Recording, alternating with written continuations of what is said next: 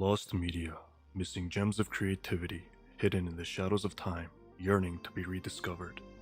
When someone creates something to be shared with the world, there's hope of it gaining popularity and being cemented in history as part of the legacy of their developer. Whether it's music, games, TV show episodes, movies entirely, art, or anything, there are unfortunate cases of these works being completely lost to time. Today I'll be covering a few of those occasions. When a video game becomes lost, I think everyone can feel a little hurt about it, especially if it's one from a series of our childhoods. For example, there was an online spin-off of a Crash Bandicoot and Spyro the Dragon collab that went missing years back. Titled Crash Bandicoot and Spyro Adventure World, this game was available on candystand.com. As a promotion for the Game Boy Advance games being released for both franchises, special Crash and Spyro themed cards were packaged inside certain Nabisco products in 2004. We do have a commercial to further verify its existence. Oh, sweet. Game time! You can access Crash and Spyro online games at candystand.com with game cards from specially marked boxes of Capri Sun fruit rolls. These cards contained codes that unlocked mini-games on the site. The promotion ended a year later in April 2005, meaning the codes could no longer be redeemed and that the games were no longer accessible. Not only is the game itself lost, but most of the cards' designs are a complete mystery, with only 22 out of the 90 plus cards recorded online.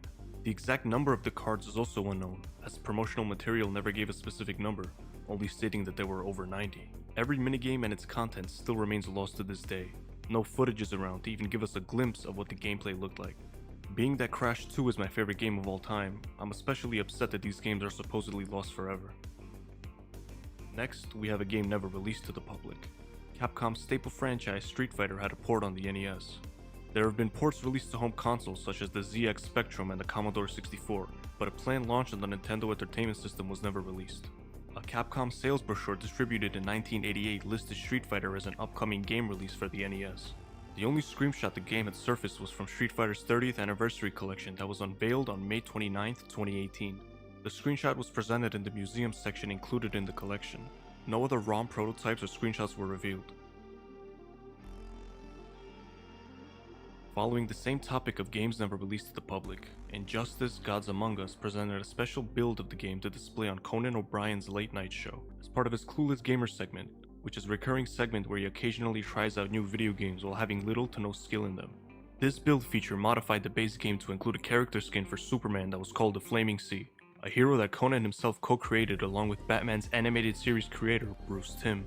We do have visuals of this copy of the game, but no released version of this build to play. First, I'd like you to pick what I think would be a lame character like Aquaman.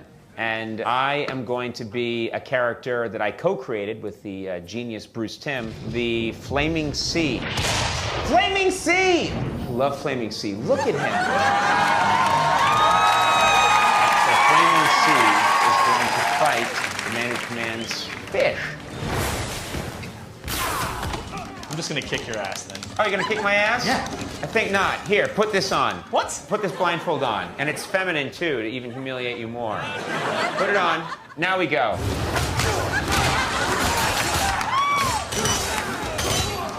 Am I winning? No, you're doing terribly. You lose, Arthur.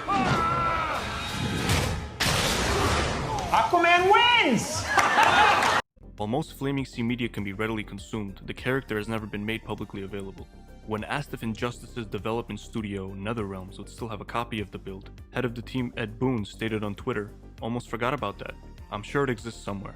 Despite this, neither NetherRealm Studios nor Team Coco seem to have any interest in releasing this build of the game. Finally, we've got God of War: Betrayal.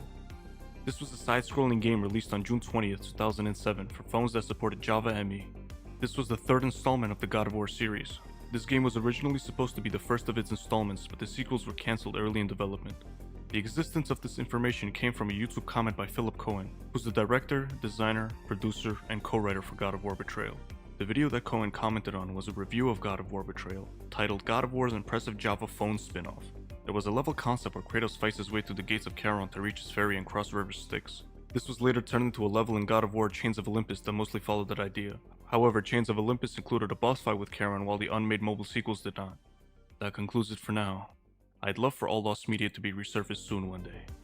My hopes stay strong after countless pieces that have been archived were eventually brought back after being in the spotlight, and found. Lost media is a fascinating subject that entices me every time I stumble across pieces that are hopeful to be undug. I'll see you all again soon. Deuces.